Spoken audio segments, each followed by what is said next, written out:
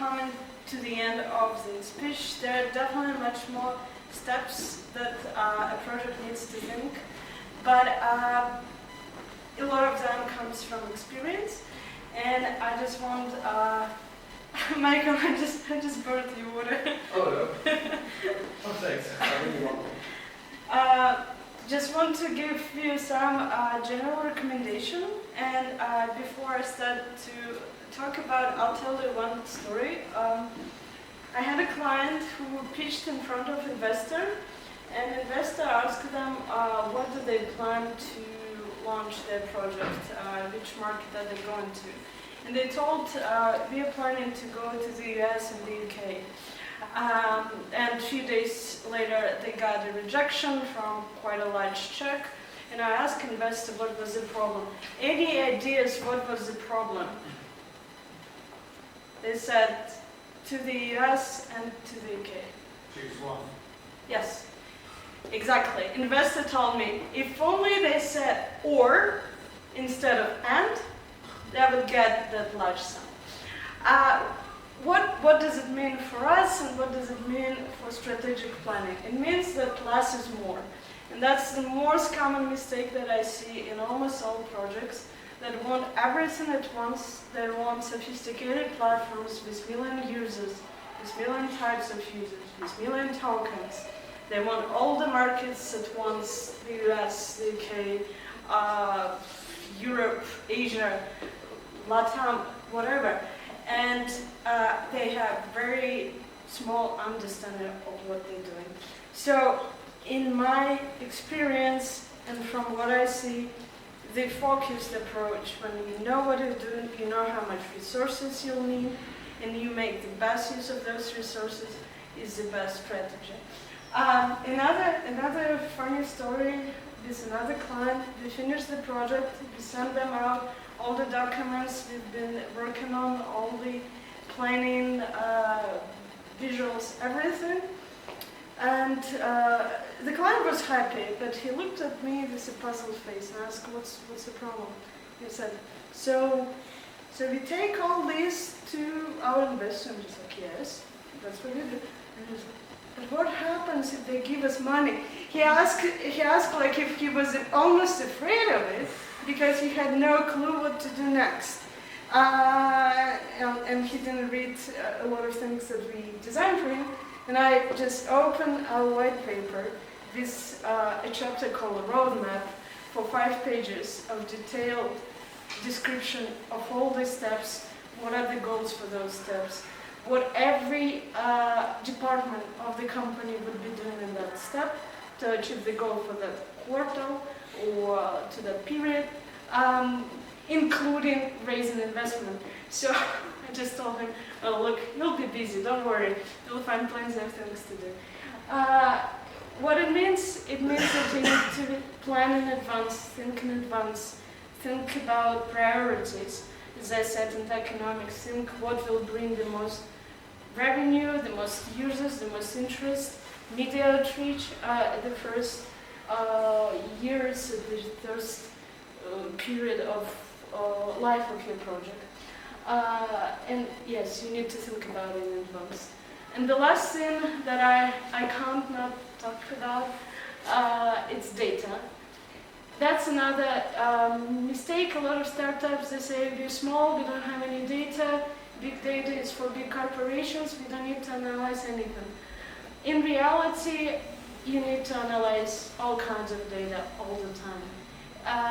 It might be the data of your competitors, it might be the data of your first steps, it might be CASDEV interviews, any in-depth interviews, it might be even just reading what people are talking in the communities, in Twitter, elsewhere. All kinds of data is very important. Without it, you're going like a blind person through darkness. And data gives you insights, especially if you know how to work with it. And most importantly, that's another common mistake.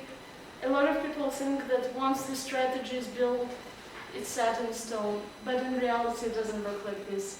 In reality, especially if you're a small startup, you have to revise it constantly and think what is happening in the market and sometimes change it without disruption of the processes that are already started, but being still flexible because especially crypto market, as you all know, is very volatile and FTX has just happened.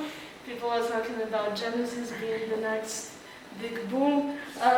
You need to be prepared for them, not to be afraid because still the great projects survive and the demand that power everything that we talked today would still inspire people, inspire users and inspire investors, no matter what is happening in the market, but to be aware and revise constantly. Fantastic, guys. So we're going to be soon concluding what we have here today. And you're all wondering, what is the secret sauce in Web3? Well, guys, the only thing I can tell you, there is no secret sauce. You have to make it yourself. That's the special thing, actually, of it. But have to put it in a way. You know, through my time and experience in working in Web3 projects, I've realized that every single one is different. Every single one to the last bit is different. And you, with your own experience, will have to find out through time and time again. You fail, you drop down, you will figure out the mistakes, and then you start building on those mistakes, realizing where are the opportunities, where are those threats in my project. To put it in short, the secret of the Web3 sauce needs to be made by you. And as a chef, in time with your experience and the way to cook, you'll realize what is the best sauce to make. So the only, I would say, advice I can give to you is you need to look at every part of your project and you need to build it as a brand, almost you could say. There's nothing different from a Web3 project and a brand. That's why if you want to start yourself a Web3 project, best is to look at brands and their startups, and you want to maybe mimic those to your Web3 project if you find something alike. That's why there are a lot of projects today that are trying to figure out how to be the next big thing, and they try to copy ideas, they try to copy markets, to try and go big, basically digitalizing real life brands or real life markets. To put it in a funnier way, you can see a meme there where there are 3 Web3 co-founders posing with their lead investor to announce that they just raised $13 million and with 0 revenue. And that happens. It does happen where people, they get into a project, they will, without knowledge and not knowing what they're doing, they will raise money, but all of that money has to go into their project, almost like a self-way of cannibalization. And you in time will figure out that shit, this doesn't work, we're going to kill ourselves and our community. And you will learn in that moment what you have to do, how are you going to react to it. And in time and time again, it's best to look at also case studies of certain Web3 projects, even I would say exchanges such as FTX is a very good case study. There's so much content on it going around, such in the Web3 world, even at the Celtic Exchange, why it failed, and it will give you some idea to understand failures of projects and how you can actually change them and benefit from some of the failures in the Web3 universe. A lot of times and times again, it's people learning on people's mistakes and how to not make that happen again, how to actually make certain opportunities and make those happen. So another thing I would recommend to you if you're starting also in the Web3 space is to have a vast network of partnerships. And I mean making friends, not making friends. And those friends might know friends that know other friends. And in time, you start building a partnership of networks that people might be interested in your Web3 project. And I'll tell you, by luck, I got into Web3 with only one person, which then introduced me to a lot and many more interesting and creative people in this industry. So a lot of times, guys, it's going to be luck on your side. And that's a lot of times in Web3 overall, that luck is going to be on your side for your project, for your community. And luck can just be stuff like literally FTX failing, dumping Bitcoin, the whole market goes crazy for a few days, batshit crazy. So you have to count on these things to happen. The Web3 market is very volatile. Overall in crypto it's very volatile. And in Web3, things move. We have to fight emotions. We have to work with these emotions of our users and our investors. We have to prove to them that our project is solid and why it can survive in this bear market and how it can succeed in the future. And when the bull market comes, how they're going to go to the sky. It's all about you believing in your project and creating something that can absolutely change the industry overall.